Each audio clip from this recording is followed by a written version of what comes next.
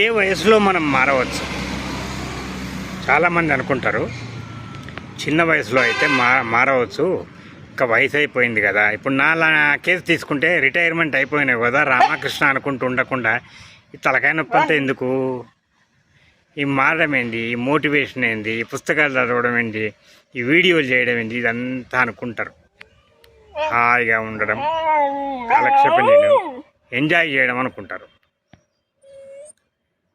కానీ అట్లా బ్రతకడం నాకు కొద్దిగా ఇష్టం అనిపించదు.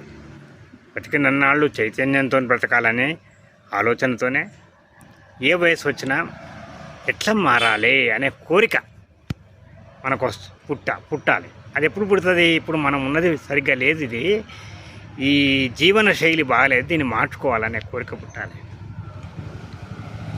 అప్పుడు మనం మారుతాం, మార్గాలు వెతుకుతాం. ఎప్పుడైతే మార్గాలు వెతుకుతామో అప్పుడు గురువులు ప్రత్యక్షం అవుతారు, రిసోర్సెస్ దొరుకుతాయి మనకు. ఆ రకంగా నాకు చాలామంది దొరికారు. నేను ప్రతిరోజు మోటివేషనల్ వీడియోలు వింటాను, నాకు ఇష్టం లేకపోయినా.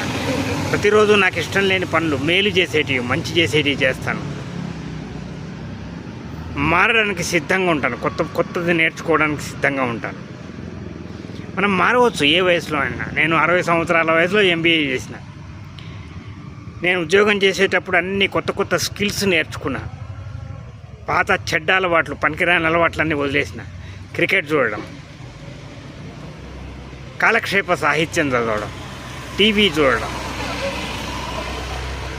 వదిలేసిన. ఇప్పుడు లేటెస్ట్గా ఏం చేసిన అంటే సోషల్ మీడియా, అంటే వాట్సాప్లో కానీ ఫేస్బుక్లో, పర్టికులర్లీ ఫేస్బుక్ చాలా డేంజరస్, పట్టుకుంటే వదలదు, పైథాన్ లాంటిది. దాన్ని వదిలేసిన, ఆ అప్లికేషనే తీసేసిన. మీరు అనుకోవాలి మారాలి, ఇది మంచిది కాదు, మంచి వైపు మనం మారాలి. వెంటనే మనము దాన్ని ప్రారంభించాలి. దీనివల్ల ఏం లాభం? బతికేది బతకక హాయిగా. ఇప్పుడు మనం అనుకోవాలి, మనము చనిపోయే ముందు బ్రతికిన జీవన శైలి మనకు తృప్తి కలిగించిందా, ఆనందం కలిగించిందా,